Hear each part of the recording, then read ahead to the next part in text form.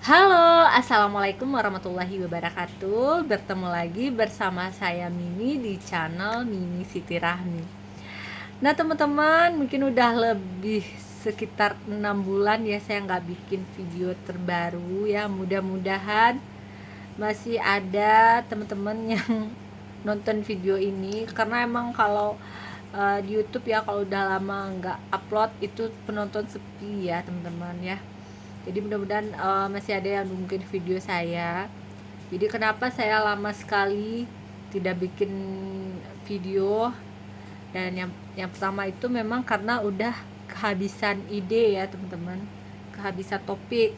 Karena yang setahu saya semua pengalaman saya udah saya ceritakan di video-video saya. Kalau teman-teman rajin ya scroll ke bawah, itu sebenarnya udah lengkap ya penjelasannya, dari awal saya sakit, dari gejala awalnya sampai sakit sampai sembuhnya ya, itu sudah saya bahas ya. Sebenarnya tinggal di scroll.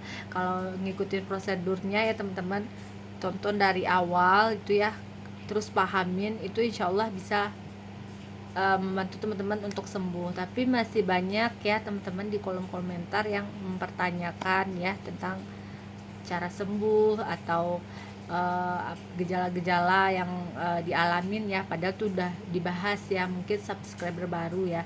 Dan mudah-mudahan ya uh, mulai mulai hari ini mudah-mudahan saya bisa konsisten lagi, kita bahas lagi ya buat yang belum paham ya. Mudah-mudahan masih ada yang nonton ya.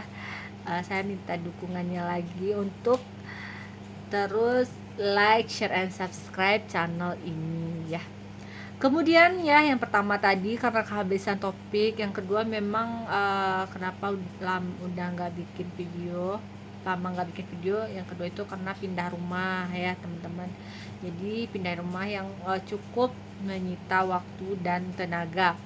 Dan sepengalaman saya ya, kalau orang udah pernah kena GERD dan anxiety, pernah kena asam lambung, itu staminanya udah nggak sekuat ketika sebelum kena asam lambung, GERD dan anxiety. Kalau yang terjadi di kondisi saya ya teman-teman, kalau sekarang itu lebih gampang capek ya, berkegiatan sedikit capek gitu ya. Jadi nggak bisa dipaksa ya, tidak bisa dipaksa untuk berkegiatan banyak, misalnya melakukan sesuatu, nggak bisa. Kalau udah capek nggak bisa diselesaikan gitu, biarin aja gitu. Karena kalau dipaksa untuk menyelesaikan itu bakal kambuh. Nah, salah satunya yang bikin kita kambuh itu kelelahan ya teman-teman, sudah pernah juga saya bahas. Nah, nggak tahu kenapa ya, mungkin di luar sana juga ada yang ibaratnya yang mengatakan, oh berarti kalau masih kambuh-kambuhan berarti masih sakit ya gitu ya.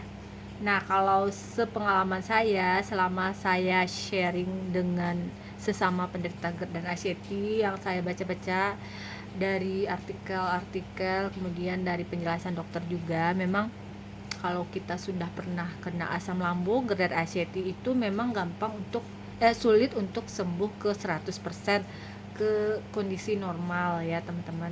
Dan mungkin memang ada beberapa yang bisa sembuh 100%, mungkin memang karena kalaupun ada yang sembuh 100%, mungkin memang orang itu betul-betul disiplin ya untuk menerapkan pola hidup sehatnya, makannya memang diatur sampai sekarang ya.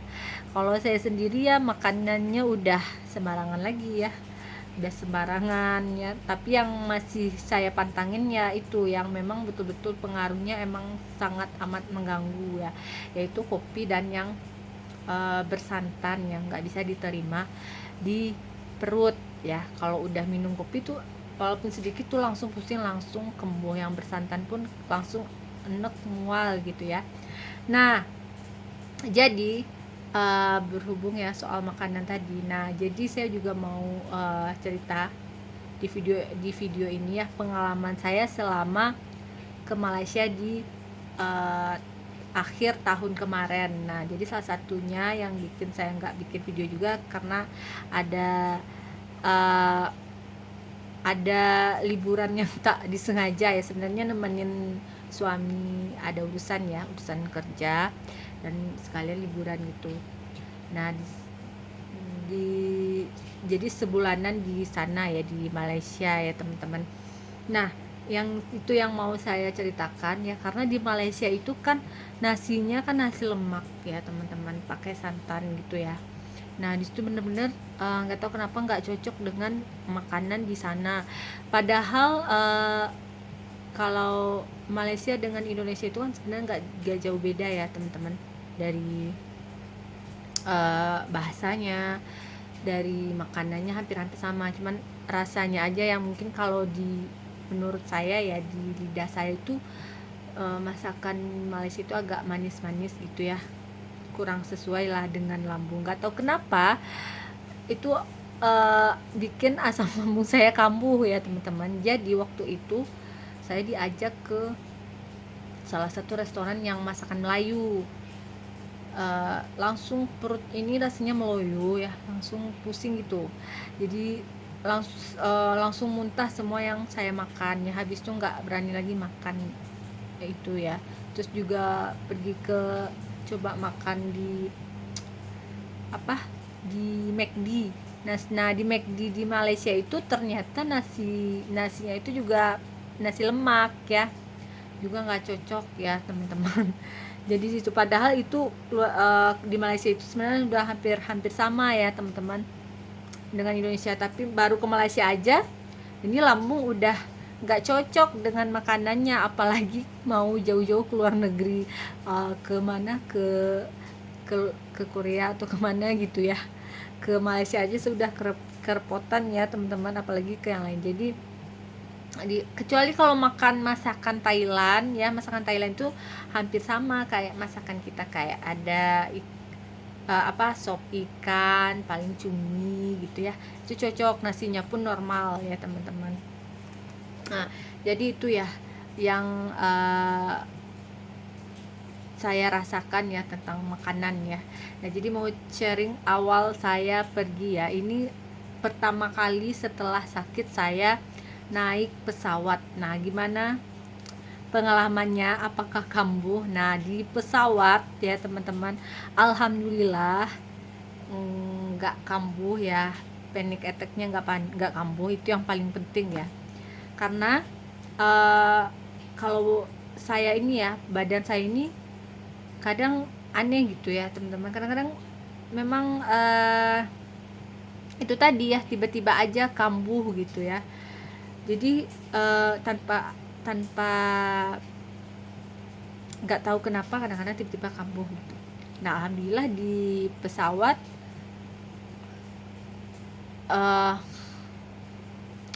nggak ada yang terlalu mengganggu, paling telinganya sakit gitu. Terus agak pusing sedikit karena memang takut ketinggian gitu ya teman-teman ya. Kalau sebenarnya kalau di pesawat itu, kalau soal kupingnya sakit itu normal, orang yang nggak pernah sakit asam lambung pun mengalami hal yang sama, telinganya sakit. Terus banyak juga yang memang orang yang takut ketinggian, takut naik pesawat, jadi itu wajar. Jadi di pesawat alhamdulillah normal ya, nggak ada kambuh. Nah, yang tadi itu ya. Terus pas saya waktu itu ke Kuala Lumpur, jadi pakai transportasinya kalau mau kemana-mana itu saya naik kereta dan pernah naik mobil temannya suami juga. Jadi kalau naik kereta itu aman ya, jalan pun di situ rata-rata saya banyak jalan ya, kalau saya perginya berdua sama suami aja ke tempat wisata itu jalan, dan alhamdulillah nggak ada kambuh ya, padahal itu udah capek loh jalan seharian. Alhamdulillah nggak kambuh, malah rasanya fisiknya sehat. Tapi saya jadi sering pusing dan muntah kalau naik mobil pribadi gitu. Kalau naik mobil temannya suami misalnya diantar pakai mobil pribadi itu langsung pusing, langsung muntah, selalu minum Antimo. Nah, entah kenapa ya, karena apa emang sensasi kayaknya dari bau mobilnya yang nggak cocok sama di perut saya ya, jadi efeknya pusing gitu.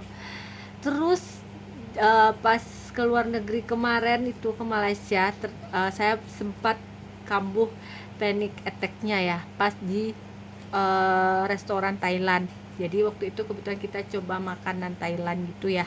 Jadi saya ke sana kan akhir tahun. Jadi bertepatan dengan Natal dan Tahun Baru. Jadi rame ya, teman-teman. Nah, padahal sebelumnya itu juga udah sempat ke situ juga gitu. Udah sering juga. Tapi entah kenapa yang kali ketiga ini saya kambuh ya. Jadi lemes, keluar keringat dingin, lihat orang rame, terus kaki goyang-goyang gitu, udah mulai badan gak seimbang ya, nggak tahu kenapa. Terus saya jalan udah mulai sulit ya, ketakut kalau tiba-tiba pingsan, itu karena orang rame, malu nanti tiba-tiba pingsan. Nah, mungkin perasaan-perasaan seperti itu yang semakin memicu anxiety-nya kambuh ya. Nah, jadi saya waktu itu buru-buru keluar, lari-lari. Untung teman suami udah ngerti ya kalau saya pernah punya riwayat GERD dan anxiety, lari-lari terus saya paksa untuk muntah ya. Itu udah kesulitan jalan ya teman-teman, udah keluar keringat dingin, udah rasa mau pingsan, udah pasti teman-teman tahu gimana ya, nggak perlu dijelasin lagi ya gimana rasanya panic attack itu. Terus saya paksa untuk muntah, alhamdulillah muntah dan akhirnya normal. Ternyata yang bikin kamu itu memang salah makan. Nah, setelah dipikir-pikir ya, memang kita ini orangnya memang bandel ya, karena memang itu tadi ya, kita kadang bingung, nggak tahu kenapa kamu, padahal sebelumnya ternyata saya itu minum buah naga ya, jus buah naga. Buah naga itu kan mengandung vitamin C ya, banyak vitamin C. Jadi orang asam lambung kan nggak boleh ya teman-teman minum yang mengandung vitamin C atau makan yang mengandung vitamin C yang terlalu banyak. Nah, ternyata karena itu ya teman-teman yang bikin saya anxiety dan panic attack-nya kambuh. Nah, jadi itu ya, setelah sakit itu pertama kali ke luar negeri, dan ternyata kambuh di luar negeri dan cukup merusak suasana liburan ya teman-teman. Nah, jadi kesimpulannya teman-teman yang masih belum sembuh, kita itu penderita GERD anxiety itu memang ya, ini udah berkali-kali saya bilang, sembuhnya itu kita berproses ya teman-teman. Nggak ada yang langsung sembuh, nggak ada yang langsung sensasinya hilang 100%, memang bertahap. Jadi kalaupun teman-teman misalnya udah melakukan saran-saran ini itu segala macam, tapi masih ada sensasi, masih muncul, masih kamu itu normal ya teman-teman, itu normal. Saya yang bisa dikata mungkin udah sembuh ya, tetap ada juga masa-masa kambuhnya ya, jadi itu sebenarnya normal. Jadi hanya menunggu waktu ya teman-teman. Jadi tetap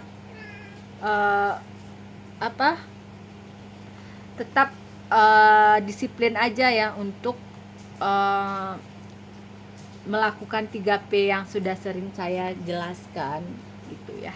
Nah, jadi kira-kira segitu dulu pembahasan kita di video kali ini. Insya Allah ya, kita bakal rutin lagi, saya bakal rutin lagi berbagi video tentang asam lambung, GERD dan anxiety. Mudah-mudahan masih ditonton, masih bermanfaat untuk teman-teman. Jangan lupa dukung channel ini dengan cara like, share, and subscribe. Terima kasih. Assalamualaikum warahmatullahi wabarakatuh.